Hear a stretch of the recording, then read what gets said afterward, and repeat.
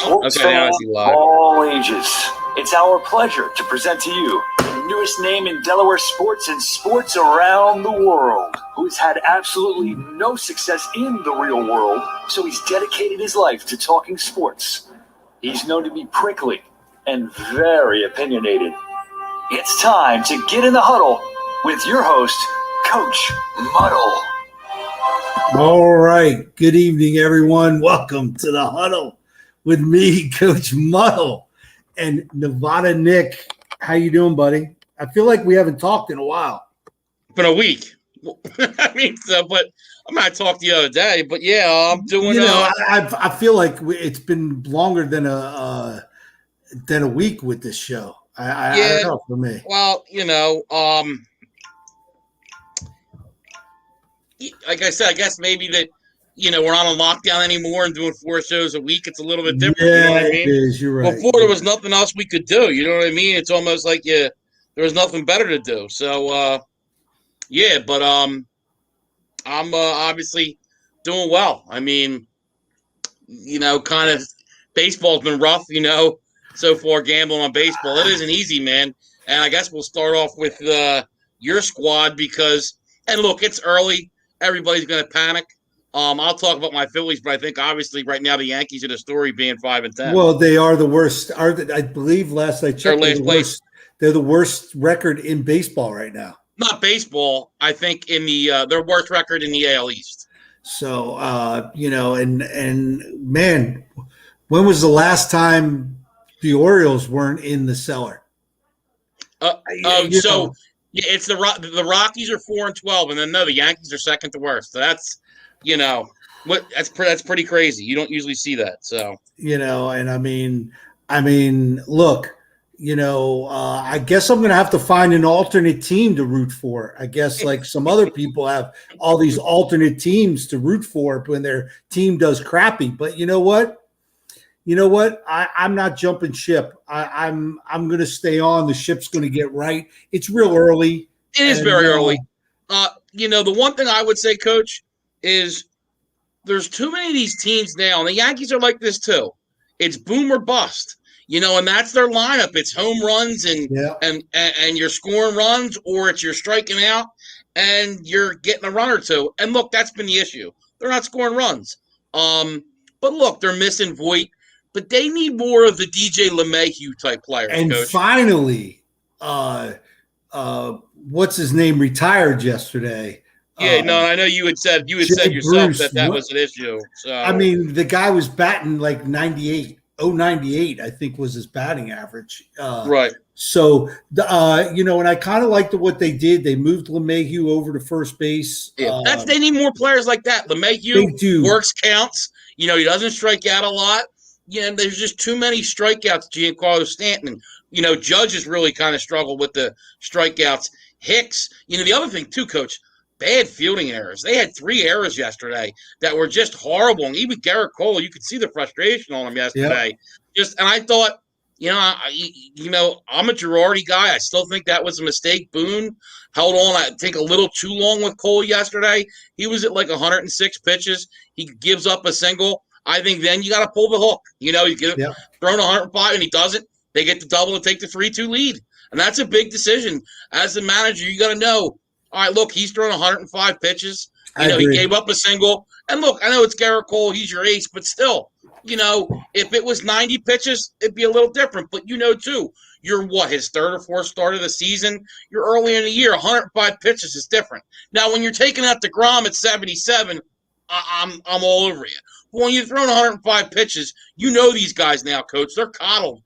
That was a time you go to your bullpen, and that's one of the strengths of the Yankees. Yeah, absolutely. I agree. I thought the same thing, being down here recovering from a broken leg in South Florida, able to get the Yankee Tampa Bay game on. So I watched that game and it's tired and it's in the entirety of it. So, I felt like, Stanton got that home run early. And after that, he was just kind of slapping the bat at the ball. After that, because he struck out twice after that. It was, But again, like you said, I think there needs to be some more LeMahieu type guys because now you've put the kid at second base, the new guy, Oder or whatever his name is. Odor, but it's spelled Oder. I mean, that's how he's playing right now, at least. And he's a boomer bust guy. He's not hitting. We just need a couple of guys to just get on base. We have enough guys to hit the ball out deep, but we're not working the counts. Right.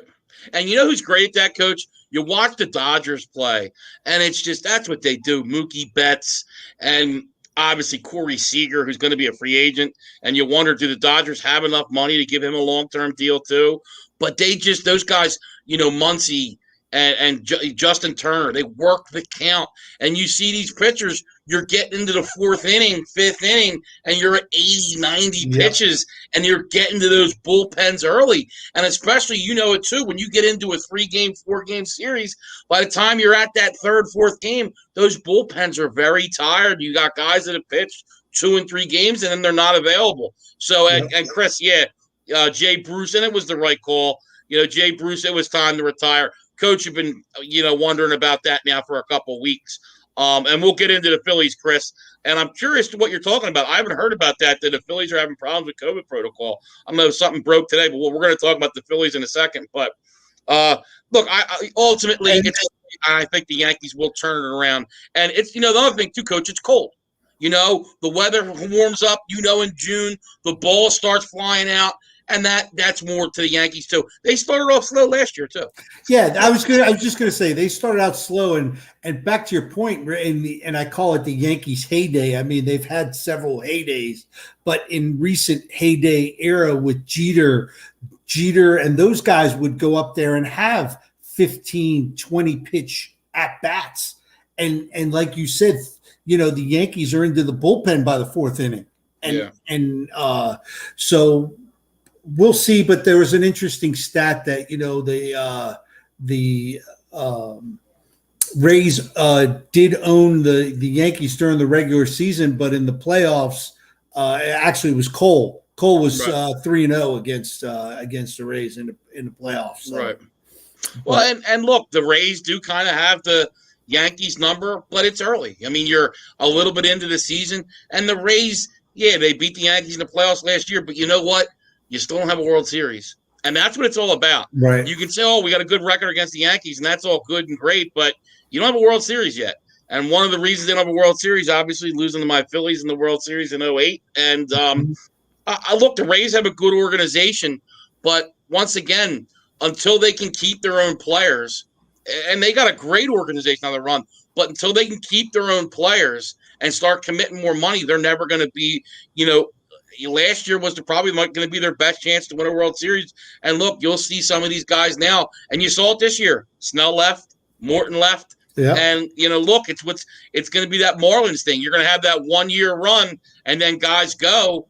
So you basically look at the Dodgers. The Dodgers knocked at the door, kicked the door down. The Rays don't have that opportunity. They get 1 year, and it's you need to run in, kick the door down because these guys go and get more money elsewhere.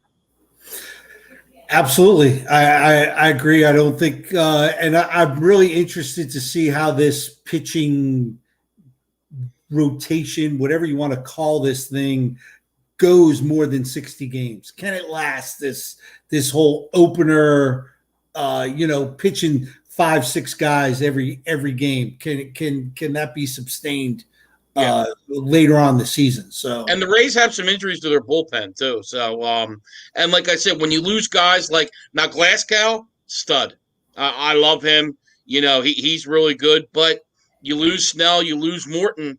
Like I said, I don't think the Rays are going to make the playoffs this year. We'll see what happens, but it's early on, and the only reason they have a good record is because they beat up on the Yankees. Other than that, they're like 1-7 or something. But they've really beaten up on the Yankees. So. And Chris Lentz brings up the coaching staff and Matt Moore. So we'll transition to the Phillies. And look, once again, same thing. It's early. The Phillies are, I wish they were a couple games better. But, Chris, you bring up Matt Moore. He's got to go. I mean, he was in Japan for last year for a reason. And to me, Girardi says he's going to give him another start. It's early in the year.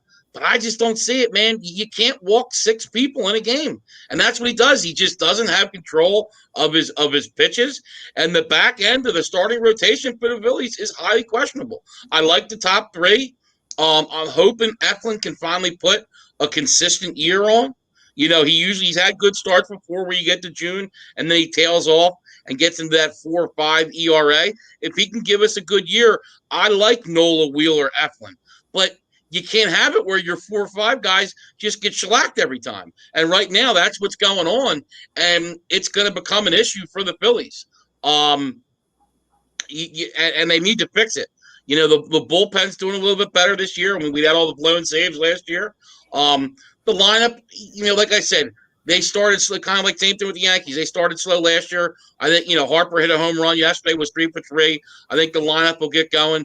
But the Phillies, Cole Hamels is out there, Coach. I think it's something Vince Velasquez may. But look, there's another one. The Phillies need to go get Cole Hamels. He's out there. He's a left-handed starter. The Phillies haven't had a left-handed starter, it feels like, for years. They need to go get Cole Hamels, bring him to the rotation. I know he still has a house around Philly. They need to go get him, bring him to the team, because I don't know that they want to bring up Spencer Howard yet. I think they want him to get a couple months down in the minor leagues to try to, work on his mechanics and fix his stuff so he can play.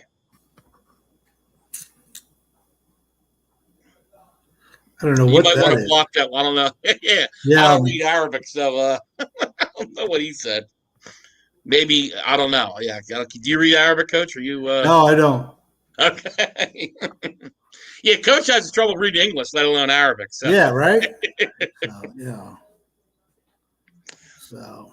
But, when you go about baseball in whole, Coach, and you look at it, I mean, you look at the American League, honestly, it's wide open.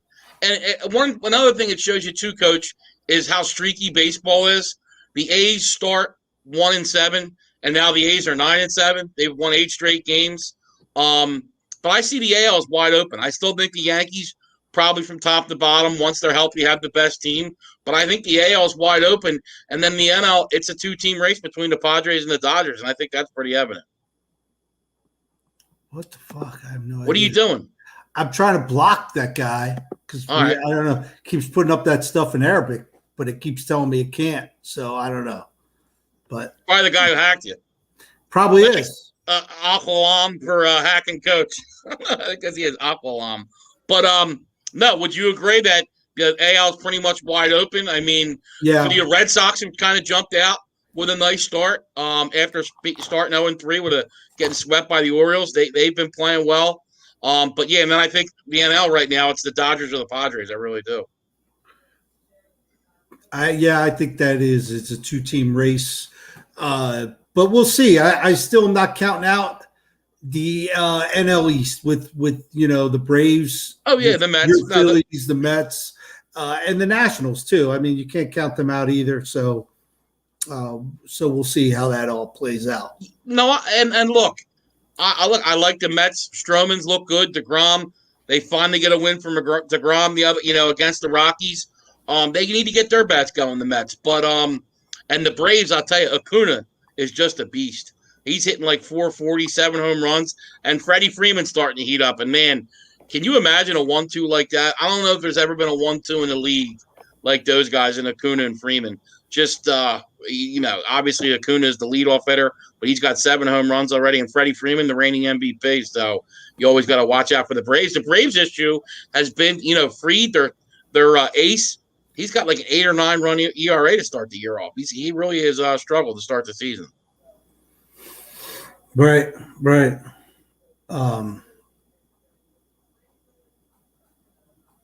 I don't know. Chris Lentz put something up and it won't come up, but we'll see, Chris. Hopefully it'll pop up over here somehow. I don't know what's going on today. What'd you do? Did you hit something? I don't know. Off the comments? No, I don't know what the deal is. So,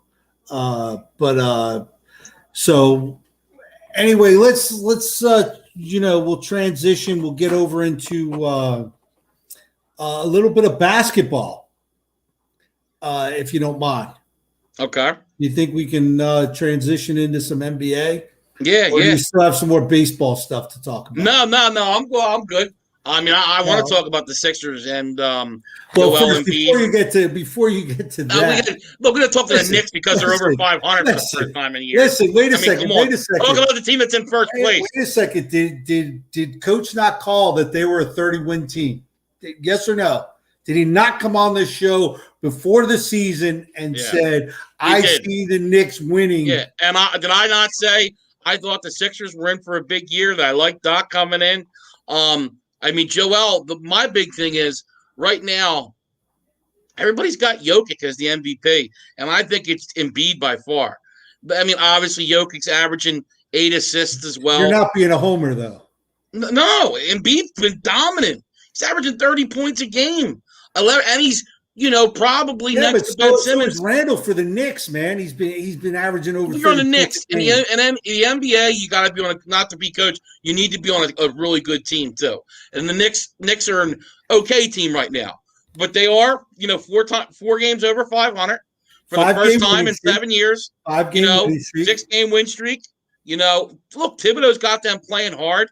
And the one thing that's good and positive for the Knicks is maybe now Julius Randle playing good. Maybe now if Dolan can get out of the way, you can get one of these big free agents to come to the Knicks. No, but that's the big thing.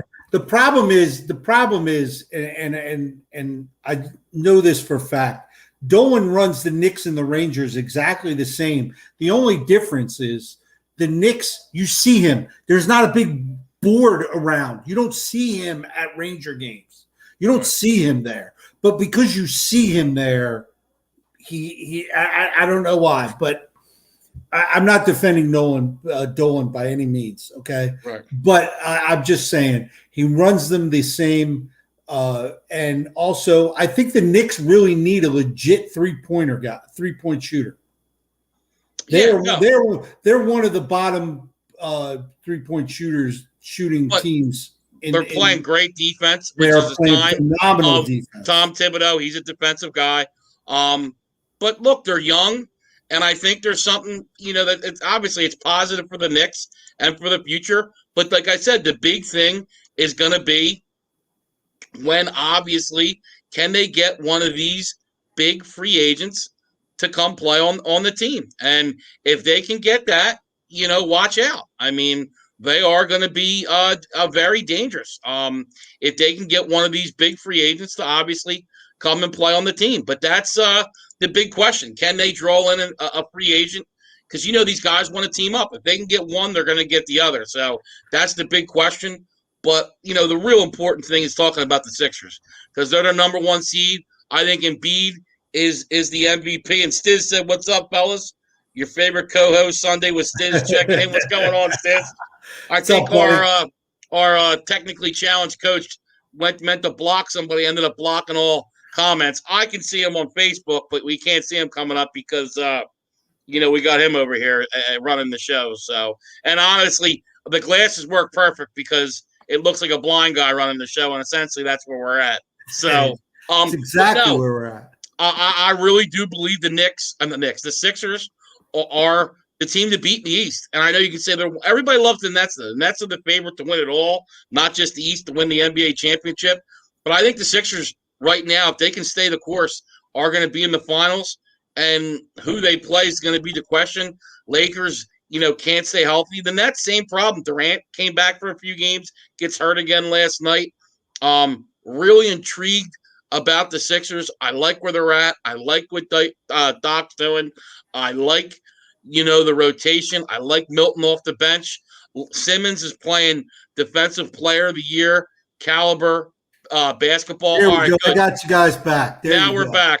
We're finally back. Figured it out. What'd you do? You blocked it, didn't you? I don't know. But I'm trying to. All right, put up what Stiz said. The white Stevie Wonder, and Chris, the Sixers are the beast of the East, and Stiz, you block Chris Lentz. Don't block Chris Lentz. No, I didn't block the other Chris guy. Lentz. It says Chris Lentz was blocked. What are you doing? I tell you, man. God damn it. You blocked the wrong person. You are a shit show. I mean, Chris, really, I apologize, Chris, because what the hell, man? Wow. Yeah, but no, and that is helping us, Stiz. Because look, I think it's going to be really important getting that number one seed and getting home court because the Sixers obviously great home team. And look, as we get further into the season, the playoffs aren't till I think it's May 15th the season ends. Maybe when the playoffs go on and we get further down the line into that second and third round, maybe we're at 40% or 50%, and those home court advantages can be really important. Chris, I apologize. I'm trying to get you unblocked here, but dude, you haven't been able to do anything for 20 minutes. Fuck. Like you just no seriously, you've been worthless for 20 minutes.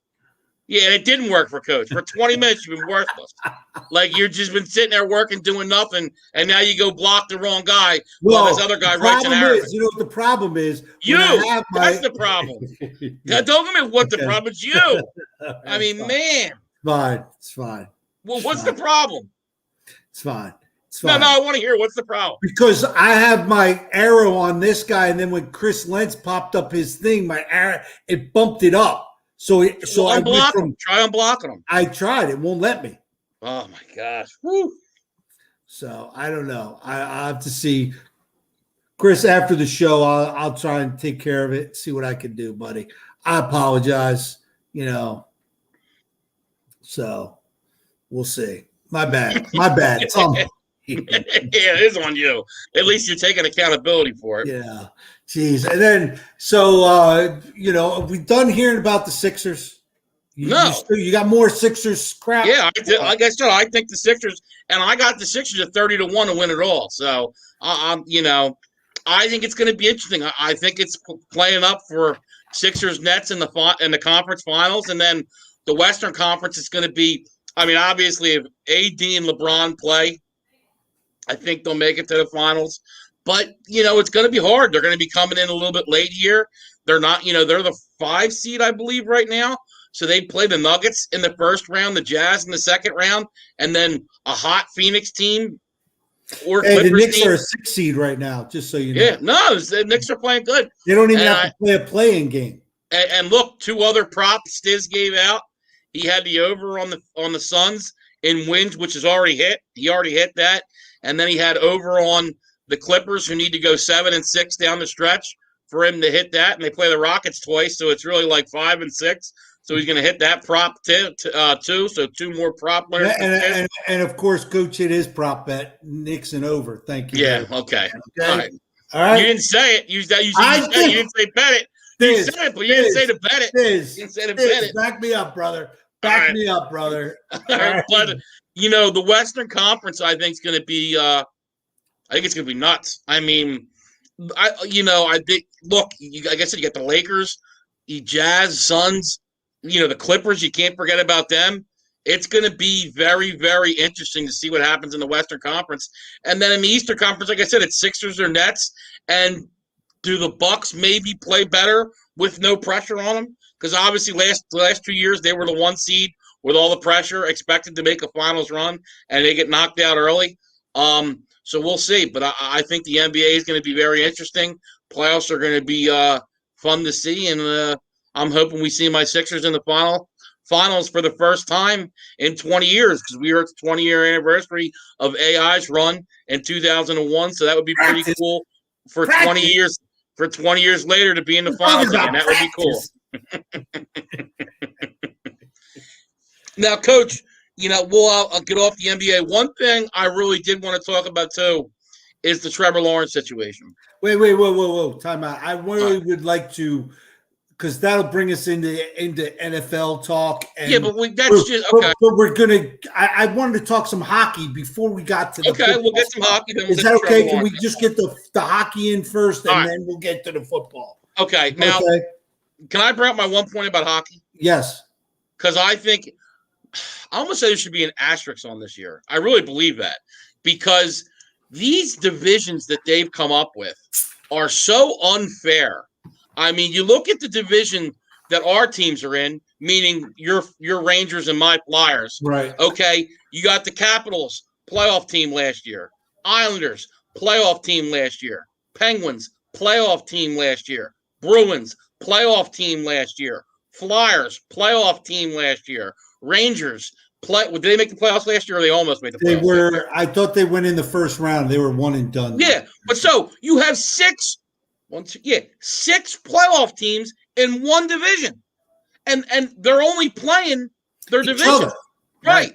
So all you're doing is playing all these really good teams, and then you look like in the Central, you got a team like Tampa Bay, who has a bunch of teams that were your alternate team. Is that your alternate team? No, that's somebody else's alternate team. Oh, okay. I didn't know if you had an alternate team. Another team that's winning championships and other thing. Right. I don't do that. I don't go pick teams that are good to get trophies in my what do you call my trophy case? I don't do that. I don't ride on the coattails of other teams. But no, I mean, and then they got the one division that is all Canadian teams. The Senators stink. The Canucks stink. The Flames are I mean, it's just it's wild. And I think, look, the Flyers haven't had a good season, but there's no doubt part of the reason they've really struggled this year is you're playing good the teams, Capitals, the Islanders, the Penguins, and night out. You don't get a Bruins. break. Yeah, you don't. You're waiting. When's the cupcake coming? So I can get a win, almost a break, and it's terrible. It is. I think I agree with you 100%. The NHL made a big mistake. I mean, all these other leagues are able to do it, Coach. The NBA's traveling and all. Like I'll show you now. So the Flyers the one game in there. So their last 1, 2, 3, 4, 5, 6, 7, 8, 10 games. Islanders, Capitals, Penguins, Capitals, Sabres. One easy game. Boston, Islanders, Boston, Islanders. I mean, that's insane. And like I said, this is how it goes on all year. So essentially, except for the Sabres and the Devils, those two teams stink, but all your other games are against playoff teams. And if you remember, it was Boston, Capitals, Flyers, and the Islanders or the Penguins those were the top 5 seeds too. Right. So it's not like it was the bottom, and the Rangers were like an 8. So you have the top 5 seeds from the East last year, and then the 7th or the 8th seed in the Rangers in one division. I mean, it really makes no sense. And like I said, I've never been a Gary Bettman fan, but it's going to be an odd year for the NHL because I'm just not a fan of it. Because what are they doing? Are they going to do what they did last year? Do they go up to Canada for the playoffs in a bubble again? I mean, how is that going to work? Because I really think it hurt a lot of teams not having their home ice. I mean, come on. Now that you're having some fans, the fans are making some noise for the limited amount of fans in the state, in the arenas. They're making some noise. And I think they got to do that. So how do you what's going to happen with the Canadian teams? I just don't know how they're going to do it. I mean, that's a good question because obviously right now, I guess with the travel restrictions, it's an issue. So they're playing in Canada. And then, I don't know what the answer to that question is. And look, they're getting near the end of the season. So obviously the NHL, I would hope, has some sort of answer. But they don't want – that was why they had to do it. Which to me, it's what? Then I hate to say it, have the Canadian teams play down here. But that's with baseball. That's with the Blue Jays, aren't they down in Florida somewhere playing? Right. But obviously the issue is, Coach, there's not only one Canadian team. There's multiple in the NHL. Obviously, baseball had Toronto, and that's it. Right. The NHL has multiple teams. Tampa Bay's supposed to go play in Montreal when we get back to when the things get lifted. They were supposed to this year, if it was a normal season, they were supposed to play half the season in Montreal. Right. Because nobody comes out to the stadium in Tampa Bay. And no one came to Montreal either. So why are you going to Montreal? I don't get it. Right. No, I don't get it either. Because remember they moved. They're now the Washington Nationals. I'm surprised the one fan wasn't going to see his alternate team. You know what I mean? Yeah, right. But we'll see what happens with hockey. And look, with the playoffs, the cream's going to rise to the top. I get that, but a team like the Flyers isn't going to make the playoffs. The Rangers are on the outside looking in, and they're playing good hockey right now. And I really believe if the Eastern Conference would have been how it normally was, you're talking the Flyers and the Rangers probably would have been playoff teams. And when it comes to hockey, it's a lot of very much so of getting into the tournament in a sense, because anything can happen. You see 8 seeds beat 1 seeds in hockey all the time. Right. All the time it happens. So you would have a chance. And I agree with my cousin. The Avalanche are the team to beat, no doubt. Great goaltending. Just a great team. I think they're right now. He has the Lightning going. I think it's going to be the Capitals. I got Capitals versus Avalanche, and Avalanche winning it all. But I'm curious what my cousin thinks. Don't you think this realignment for the NHL is horrible? I mean, I think, look, the Flyers have had a bad year, but a part of the issue for the Flyers is you have the top 5 seeds in your division, and then a really good team like the Rangers, who are a very good young team in your division as well. And the only 2 teams, obviously, we said that aren't that good are Buffalo and the Devils, but you're constantly looking at playoff team after playoff team after playoff team, and that's why the Flyers are struggling. If it would have kept it the same and you would have had your normal schedule, the Flyers would have made the playoffs. I don't think they would have been the top seed like they were, but I think they would have been a 5 or 6 seed, and I'm not saying they would have made any noise in the playoffs. They probably wouldn't have, but still, it's crazy. I mean, their schedule compared to some of these other teams, Tampa Bay doesn't have anybody really in their division, not too many good teams. Right. Right. And like I and said, you jump on that bandwagon there and make that your alternate team because, they just are running right to the top, Yeah, and then like I said, that whole Canadian, what they call it the North, I mean, there's just not many good teams in that. That's why you have Toronto at 28-12, or a team like Winnipeg 27-15. Look, I love Connor McDavid with Edmonton. He's just a stud, but still, it's just guy has 71 points in 43 games, and that's good for hockey. Seeing guys like that playing in playoff hockey, but still, it's just so unbalanced. No, I agree. The Bruins are good too. Yeah, and look, the Flyers basically admitted at the trade deadline they know it's not their year. They made some trades, but still, just a weird year in hockey. Not happy with the realignment, and obviously after this year, and I got to ask my cousin too. Coach brought that up. Do you know what they're going to do with the Canadian teams when the playoffs start? Because obviously that's why they did it, because they didn't want the travel back and forth. Are they going to? I don't think they're going to bubble. So I guess are they going to then allow teams from the United States to go into Canada to play these teams? I'm not sure what's going to happen. Maybe my cousin knows, but I'm curious about that, Coach, because that was a good question. Yeah, I mean, we'll have to get our crack intern on it and see if they can dig up some info for us for that. All right. So, now you ready to get into that's more hockey than we ever talk. And that's my cousin, man. He's been okay, it's allowed them to travel. Okay. All right. Well, it should allow them to travel all year anyway. They're doing it in baseball. Football. And that was football played in the height of COVID when we were having cases of 200, 300,000 a day. It's calmed down. We're getting some vaccinations out there now. You try your best. I understand you have situations like the Canucks where they couldn't play for almost 3 weeks, maybe more. But, look, it is what it is. We know what we're going up against.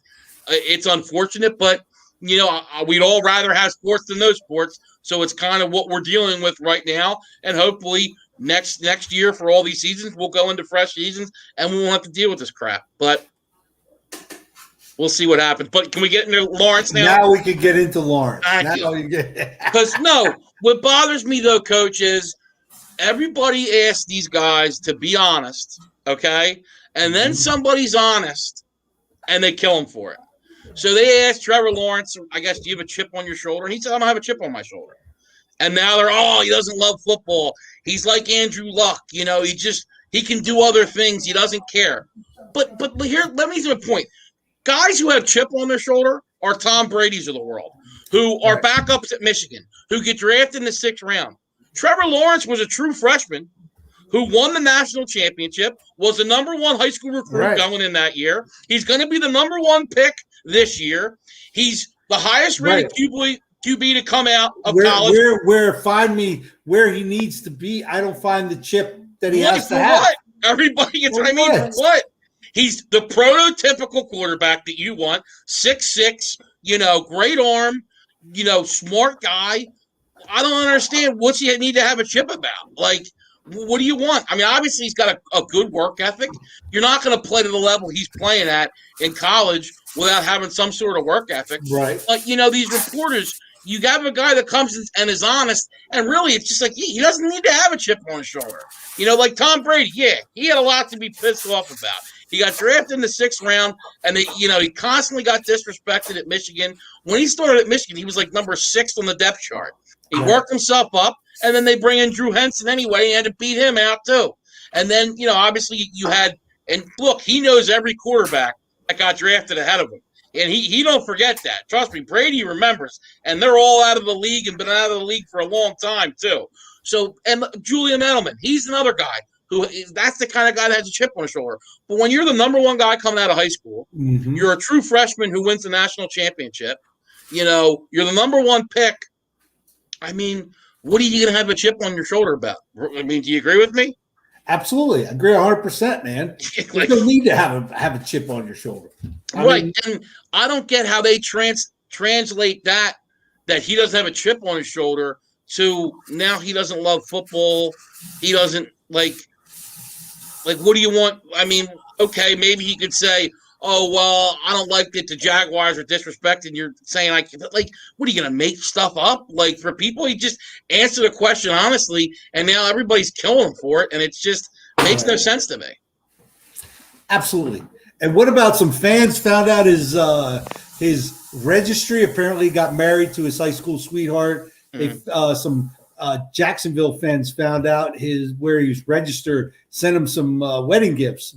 Oh, that's nice. Well, hey, and he did donate some money to charity too. But that's the thing: when you get cliched to death now during your press conference and all, shut your mouth.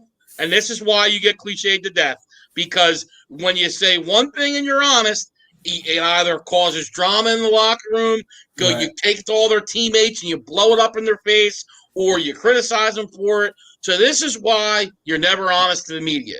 So shut up and, like I said, this is why Belichick, we're on to this team. He's going to give you 0. I mean, he does it for other reasons too, but that's just the way it's going to be because a guy answers honestly. And to me, it's the obvious answer. Like, you don't have a reason to have a chip on his shoulder. Right. Absolutely. Absolutely. So I think he'll be fine. He'll be I'm surprised that, because, the way it works is because Jacksonville has the number 1 pick, they can sign him right now.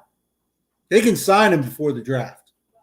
And then all eyes would be on the Jets, on who they would be picking and but I know they got to wait. They want the whole drama of what's going on and whatnot. Well, and I'm sure too, Coach.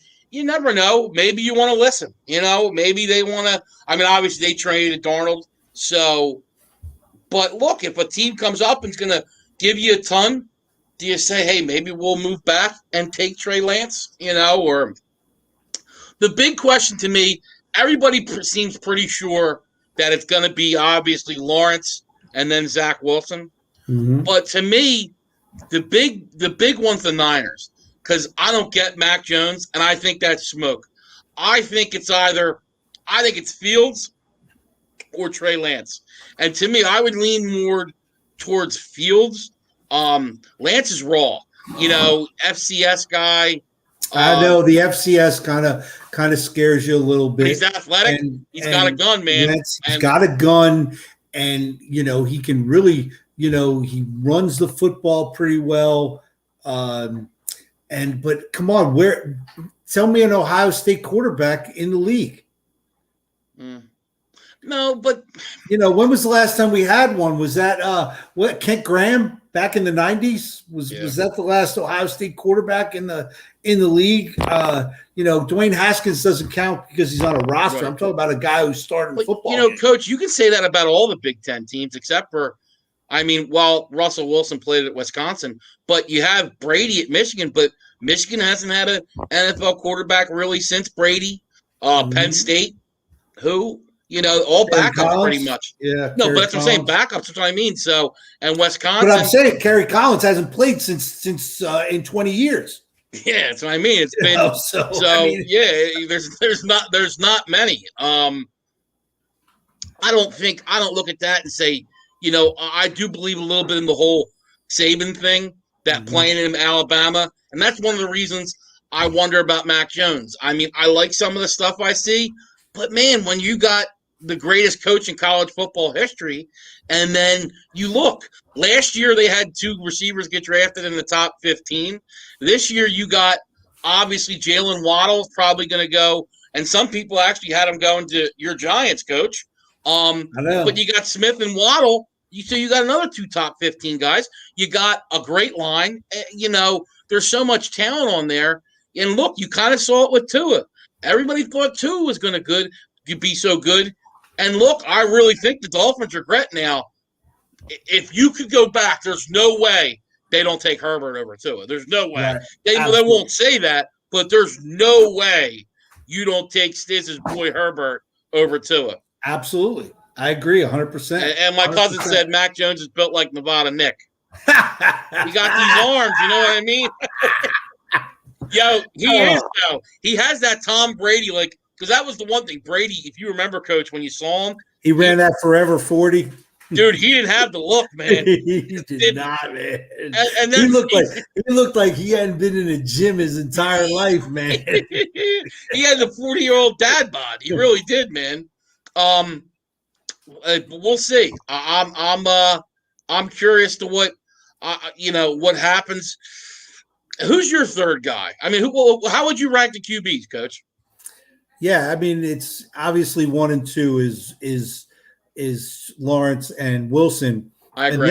And then it gets dicey. I agree with that. And actually, my preference is the second tier quarterbacks. I think you're going to see more those guys. I think you got what is the guy from Florida? The kid Philippe from Trask. You got Philippe from Arkansas. You have Mons from Texas A&M. And I'm missing somebody. There's another guy in that group there. I think when somebody's going to get one of those guys in round 3 or 4, and he's going to wind up being a Dak Prescott guy. But to get back to your original question of who my third guy is, I am just not a Justin Fields guy. I have him ranked 5. I got Mac Jones as 3. I like Mac Jones, and I know with all the stigma, but let me tell you, he goes to a system like the 49ers or New England. In those 2 places, Mac Jones is going to be a great quarterback. I agree. If you get him in the right system, I agree. Talent evaluation wise, I think the highest ceiling is Trey Lance, but I also think Trey Lance is the biggest risk. You know what I mean? I think he's very raw, and if I see a lot of Josh Allen in him. He had 1,100 yards rushing. I see a lot of Josh Allen in Trey Lance, but there's risk. I mean, Josh Allen was at Wyoming. Like I said, the Niners. I think the Niners want somebody who's going to be ready in a year, maybe less. And I don't know that Trey Lance at 20 years old is going to be ready in a year. He might be somebody that needs to sit for 2 or 3 years. And you know how it is. The NFL, not for long, and it's not a very patient league. Right, because they want to win on that rookie contract. That's why I think this is pivotal for the Giants with Daniel Jones, because now you're getting starting to talk extension for Daniel Jones. Right. So it's kind of make or break this year for him and a lot of guys. So I think you really got to Yeah. To me, the pressure is really on Daniel Jones, Carson Wentz, Matthew Stafford, Kyler Murray, those guys. It's all, I think Dak has some pressure because he's got the big contract. Right. But Stafford now, you can't say you're on the Lions no more. You're with a Super Bowl not winning, but a guy who's got to the Super Bowl. You got the number one Caliber type defense team, yeah. in the Rams. So there's no excuses for Stafford anymore. Danny Dimes, you got all the talent now. They put the players around you, no excuses. Carson Wentz, you're in the Colts. You're back with Frank Reich like you wanted to be. You got no excuses. And then Kyler Murray, man, you bring in A.J. Green. They got J.J. Watt. A lot of talent on that team. So I think Kyler, too, this is going to be – and not just Kyler, Cliff Kingsbury, too. This is a playoff or bust type year. I agree with that. Kingsbury. 100%. And he's in a tough division, but still, year 3, I didn't understand the hire, never liked it. And honestly, I think he will get fired after this year because I like the Cardinals, but I just don't see them. I see them as the 4th best team in that division, in my opinion. Yeah, and again, you're going to see what Kyler Murray going to be on the block and them drafting a quarterback next year with a new coach. I don't know about that, but I know it's possible. I mean, he shows – look, that was Stiz's boy. Stiz had him over in touchdowns. He's streaky. He can make plays, but then he's inconsistent too. And I don't love it, Coach, the small guys. He's got to run outside the pocket a lot because, let's be honest, he can't see over the lineman. I mean, you're going to have a lot of batted balls down. He's going to make those oh, my God plays, and then he's going to make those plays that are right there, and you're just like, how do you miss that pass? Absolutely. And it can be incredibly frustrating because, like I said, they'll make those plays that are just mind-blowing, and then that simple, wide-open guy, it's like, how do you not make that pass? I agree. I was not a big fan of Kyler Murray coming out. I thought his size was going to be an issue, and I'm still sticking with that. And then what Stiz said you want to put up, too, about Stiz, Alex Smith retiring. Yeah. And you know what? Right there, too, Alex Smith is a great example of a guy who, when in the right situation with the right coach, he started everybody considered him a bust as the number 1 pick. Then Jim Harbaugh comes in there, and he goes 13-3. Obviously, he gets hurt. They bring in Kaepernick, and he goes on that run, and they let him go. But then he went to Kansas City and had a nice run in Kansas City as well, where he made the playoffs every year. And, 16 seasons. I mean, I wouldn't say he lived up to the hype as being a number 1 pick. $190 million he earned. Sure as hell made a good amount of money. There you go. So. And look, good for him. Had a nice season last year. But I think everybody was kind of worried with him that, you didn't want to see him get hurt. Or every time he got sacked, you kind of cringed. Yep. I mean, man, if you watch that documentary on him with that leg, I mean, it was scary, man. I mean, scary stuff. It wasn't just, his life was on the line. And, he had, I think, the flesh-eating bacteria. It was no joke. And, I mean, it was really scary. And we were talking about Kyler Murray and great plays. Did you see that touchdown by the Villanova quarterback? Yes. Did you see I posted it up, too, because I couldn't. I had to watch it like 3 times because I'm like, where did he throw the ball? At what point did the ball leave? I didn't, I couldn't track it. He was upside down, I think, just was going down and just flicked it up in the air, and it just went right to the guy. That's probably the craziest play I've ever seen. Absolutely. One of the that will go down as one of the greatest plays, I think. Yeah. Now, could you imagine if that was to win a game? Now, they were down 2 touchdowns, so it never factored in the game. But could you imagine if that was to win a game and you're a coach? Because you just be like, I dialed up the perfect call to stop that offense. Yep. And then, he turns, basically, what's the saying? Turns, something shit into. Lemons into lemonade? No, it's something else. Damn it. They turns, this is going to drive me nuts now.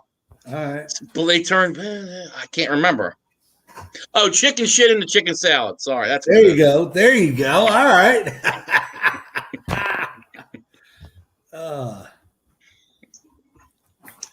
But no, what a play. And, one thing I did notice, too, the FCS playoffs are coming up this weekend. Yeah. Mm-hmm. Did you see North Dakota State's not even seeded this year? They're in the playoffs, but they're not seeded.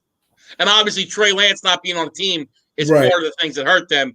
If they play in the fall, he would have played.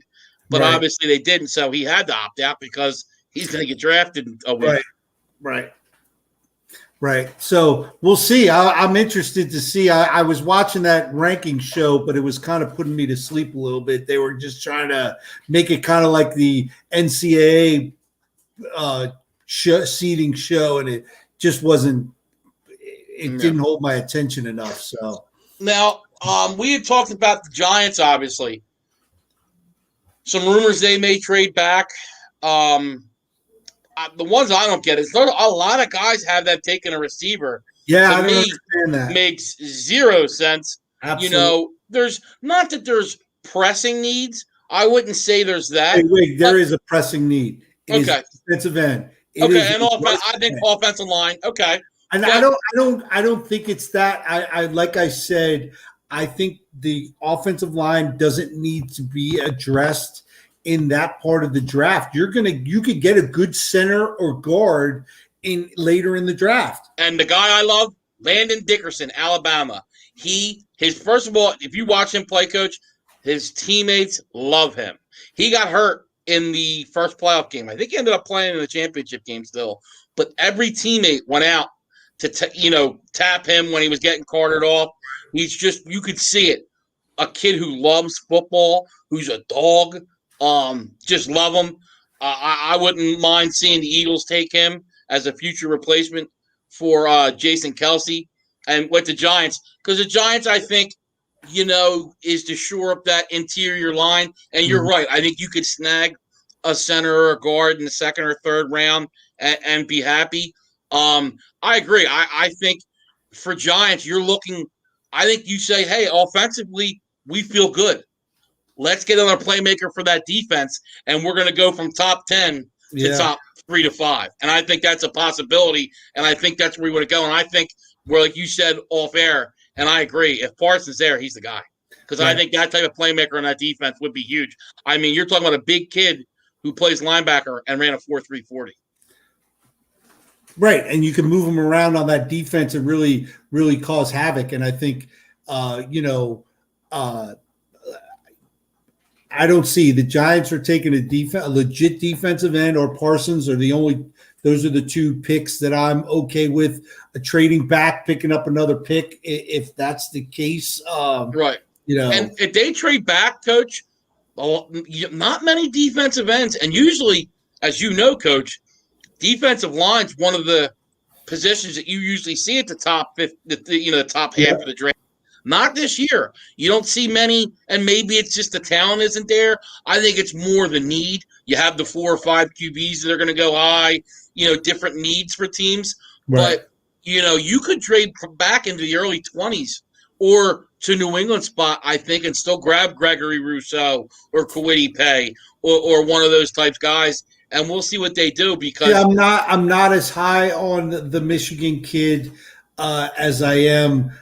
Just because he's more of a Leonard Williams. We already have that type of player on the defensive line. I think we need a legit guy out there. Rousseau, I know his stock is dropped quite a bit as of late, but the other kid, is it Phillips from Miami? Phillips. Yep. And also the kid from Penn State there, Jason Oweh. Yes. Those type of guys getting there in the late teens, early 20s. Another guy who's moved up is a guy from Wake Forest, Carlos Basham.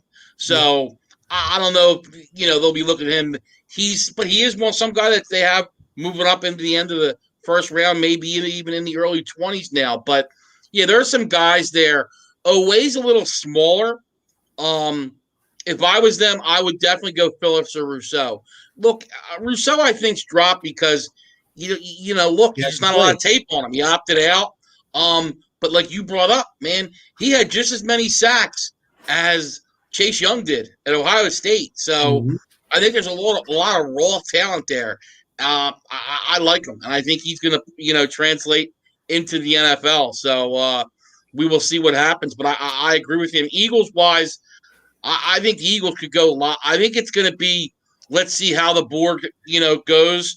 I was just going to say that. I think they're just going to go best available at that spot. It'll be a certain position, but I think it's going to be a corner, an offensive lineman, And then if the guy they don't want, if Devontae Smith's there, they might take him.